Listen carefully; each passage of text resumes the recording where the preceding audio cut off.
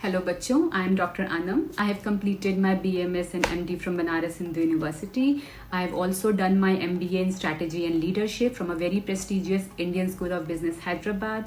I have 11 plus year of experience as an academician, researcher and clinician. I have worked as a product manager with the health tech company. I have also worked as a program manager with one of the renowned chain of Ayurvedic hospital. I'm a corporate speaker. I got exposure to the field of medical value travel in Ayurveda, and right now I have my startup named Aurum Veda, which is an Ayurveda healthcare company providing integrative solution for the chronic wellness. लेकिन ये video मेरे बारे में नहीं है, ये video आपके बारे में है। और इस वीडियो की शुरुआत में एक सिंपल सेंटेंस से करना चाहूँगी कि मुझे पता है what you are going through, I know your struggles. ज़्यादातर स्टूडेंट्स जब BMS ज्वाइन करते हैं उसके पीछे दो मेन रीजंस होते हैं। पहला, या तो उन्हें MBBS सीट नहीं मिली होती, सेकेंड, या वो BMS की सीट सिक्योर कर दोबारा नीट की प्रिपरेशन करना चाहते हैं, विच मीन्स मेजॉरिटी स्टूडेंट्स के लिए BMS एक सेकेंड ऑप्शन होता है। और आयुर्वेद का सिलेबस जिसमें मॉडर्न और आयुर्वेदा दोनों पढ़ाया जाता है, उन्हें एक स्यूडो सेटिस्फैक्शन भी देता है, चलो इस कोर्स में हम मॉडर्न सब्जेक्ट्स भी पढ़ लेंगे और आयुर्वेदा भी। लेकिन जैसे ही रियल पढ़ाई शुरू होता है कन्फ्यूजन।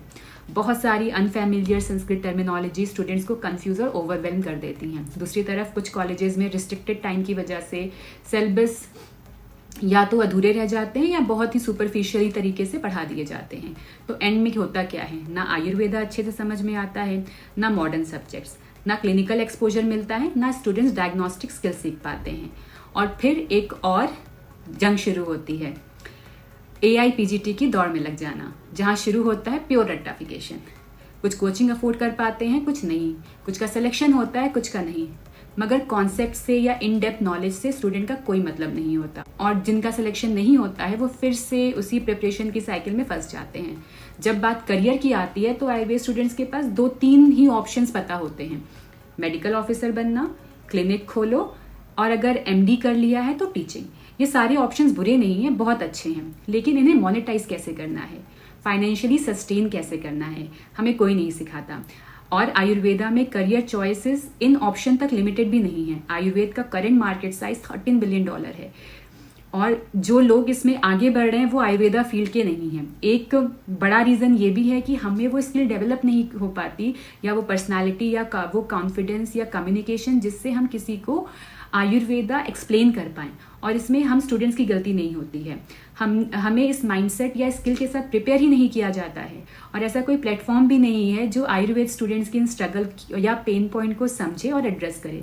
और इसीलिए मेरे स्टूडेंट्स की रिक्वेस्ट पे मैंने ये चैनल स्टार्ट किया है, जहां हम सिर्फ डीप कॉन्सेप्ट्स नहीं समझेंगे या सिर्फ AIPGT की प्रिपरेशन के बारे में बात नहीं करेंगे, बल्कि अपने आप को आने वाली अपॉर्चुनिटीज के लिए भी प्रिपेयर करेंगे। फिर चाहे वो क्लिनिकल स्किल हो या पर्सनल ब्रांडिंग, क्लिनिक सेटअप करना हो या एंटरप्रेन्योरशिप, करियर गाइडेंस चाहिए या AIPGT का preparation road map, it will be a one stop platform for Ayurveda community to learn, evolve and lead Ayurveda in future. और अगर आप इस कम्युनिटी का हिस्सा बनने के लिए रेडी हैं तो subscribe the channel, hit the bell button, और कमेंट में जरूर बताएं कि आप सबसे पहले क्या लर्न करना चाहोगे।